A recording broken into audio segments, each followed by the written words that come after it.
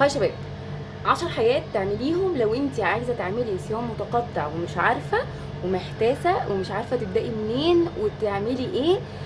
ال10 حاجات دول ملخص الصيام. دايما بيجيلي في المسجات على انستجرام: يا كوتش انا مش عارفه اعمل صيام متقطع، مش عارفه ابدا صيام متقطع. وانتوا بتبعتولي بالذات عشان الصيام متقطع، لان انا دايما بتكلم عنه وبتكلم عن قد ايه لو انت عايزه تبداي بجد وعايزه نتيجه سريعه بجد بس بطريقه صحيه عليكي وعلى الصيام المتقطع. عشان كده انتوا دايما بتبعتولي طب اعمل صيام متقطع ازاي.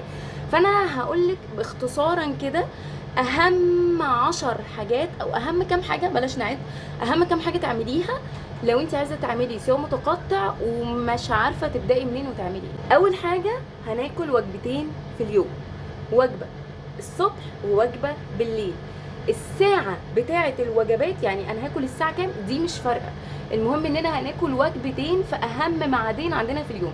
اكتر وقتين بنكون جعانين فيهم هما دول اللي احنا هناكل الوجبتين. تاني حاجه، الوجبه الاولى ما فيهاش نشويات، فيها دهون وفيها بروتين. والدهون والبروتين مع بعض، مش تاكلي البروتين وتقولي اصلا انا هبقى احط الدهون على مدار اليوم، لا، انا عايزه وجبه مكونه من بروتين ودهون. تاني وجبه عباره عن نشويات، دهون، بروتين، الياف. يبقى الوجبه الاولى وجبه دهون وبروتين، الوجبه الثانيه وجبه كامله متكامله فيها كل حاجه. رقم 3، هنمشي على قد ما نقدر. انتي مفروض بتتمرني، ما بتتمرنيش ايا كان، انت بتنزلي جيم او ما بتنزليش جيم، فالساعه اللي قبل الفطار بنص ساعه دي فيها سحر، فيها سحر. الموضوع كله ان انت تمشي، يعني لو انا مثلا هفطر الساعه 3 يبقى انا اتمرن الساعه 1:30، اتمرن من 1:30 ل2:30، اقعد نص ساعه مريحه وبعد كده ابدا الوجبه الاولى.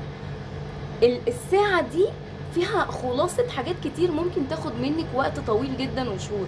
الساعه دي هتديكي نتيجه انت مش متخيلاها، ومش مطلوب منك ابدا تنزلي جيم في الساعه دي وتعملي مش عارفه ايه وتمرينه ايه، مش مطلوب منك غير انك تمشي. انزلي امشي في الشارع، مش قادره تمشي في الشارع ووك ات هوم، وانا منزله لك مليون فيديو ووك ات هوم، وفي فيديو ووك ات هوم هسيبهولك، هسيبلك اللينك بتاعه في الديسكريبشن.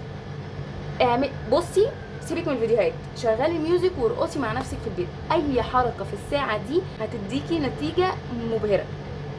رقم 4، في ناس متخيله ان احنا لما بنقول وجبتين بس فاكيد ما بينهم في سناك. احنا بنسمي الوجبه وجبه، اللي هي الفطار وجبه والسناك سناك مش وجبه، مع انه وجبه برضه. فانا اقصد باننا هناكل وجبتين بس في اليوم، ان هما literally حرفيا هما وجبتين بس، مفيش ولا قبليهم ولا بعديهم. يعني ما بين الوجبه بتاعت الصبح وما بين الوجبه بتاعت بالليل ميه ميه ميه ميه ميه على قد ما تقدري في الدايت ده، ميه بجد على قد ما تقدري في الدايت ده. رقم 5، نظرا لان الاكل في الدايت ده قليل فاحنا هنحتاج حاجات تزق معانا شويه، زي عصاير، زي فاكهه. فانا هقولك ازاي تستخدمي العصاير والفاكهه في الدايت. اول واهم مشروب لازم يكون موجود في يومك هو العصير الاخضر، وهسيب لكم لينك العصير الاخضر في الديسكريبشن عشان تشوفيه وتعمليه. ده لازم يكون في يومك من غير جدال، ما تجادلنيش، ما تقوليش طعم وحش، اعتبريه دواء، اعتبريه دواء. تاني حاجه عصير الليمون. على الفطار بتاعك تقدري تاخدي مع الفطار كوبايه عصير ليمون فريش كده بالنعناع مع مكعبين ايس كده واحنا في الحر بمعلقه سكر ستيفيا. تاني حاجه بعد الغداء، بعد الوجبه الكبيره دي هنحتاج ناخد كوبايه فيها العصير السحري اللي انا كلمتكم عنه قبل كده. هو مش عصير، هو مشروب يعني عادي. فيه برضه هسيب لكم اللينك بتاعه في الديسكريبشن، وده كان الفيديو بتاعه على انستجرام فيه التفاصيل كلها اكتر. يبقى مع الفطار في عصير ليمون. طبعا لو انت ما عندكيش مشاكل في معدتك او عندك مشاكل الدكتور منعك من عصير الليمونه والحاجات الحمضيه، لو ما عندكيش مشاكل هتاخديه، عندك مشاكل يبقى كأن لم يكن، ومش لازم، مش هو ده اللي هيخسسنا. وبعد الغدا عندنا كوبايه العصير القرفه بالجنزبيل بالليمون بمعلقه خل، وهو عصير عشان هو على فكره طعمه حلو مش طعمه وحش. رقم 5، ميعاد الوجبه الاخيره ده مهم جدا. لو انت مثلا بتسهري للفجر، ما تجيش تاكليلي الوجبه الثانيه دي الساعه 7 المغرب، يعني يعني عقليها. اقنعيني ازاي؟ لا، خلي الوجبه بتاعتك في المتاخر، عشان انت كده كده اي حد بيسهر هيجوع، كده كده هتجوعي، هتحتاجي تاكلي. تقولي بقى ايه لما اكل شويه فاكهه، لما اكل مش عارفه ايه. فاخري الوجبه التانية على قد ما تقدري، جيبي اخرك وبعد كده كلي. رقم 7 تقريبا، الفاكهه. كرروا معايا الجمله دي، الفاكهه لا تعامل معامله الخضار. الخضار حاجه والفاكهه حاجه. ان انا اقعد طول اليوم حاطه قدامي طبق خس وباكل دي حاجه، وان انا حاطه طول اليوم قدامي طبق تفاح وموز دي حاجه تانية. الفاكهه المسموحه في النظام اللي انت عايزه تعمليه ده هي الفراوله، فراوله، بلو بيري، والكيوي معانا. ولكن طبق الفاكهه اللي بيتحط بدل وجبه العشاء ده امسحيه من حياتك. طبق الفاكهه اللي بيتحط كسناك ما بين الوجبات، كسناك صحي ما بين الوجبات، شيليه من حياتك. الفاكهه جميله وتحفه بس للناس اللي ما عندهمش وزن زياده والناس الاصحاء.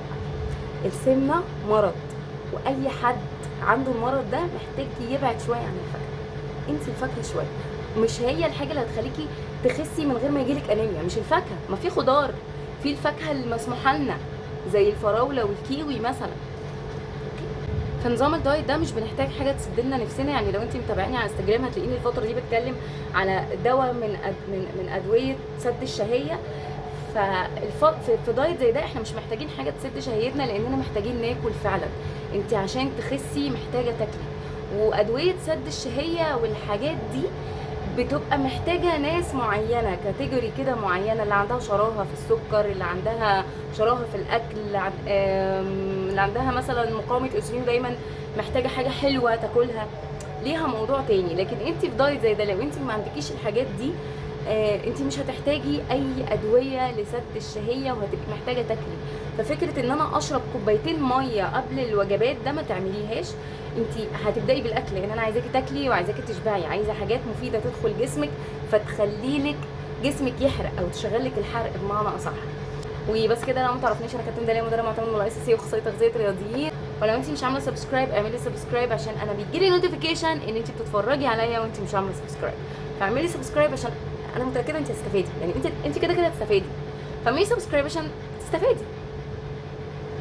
اوكي، باي.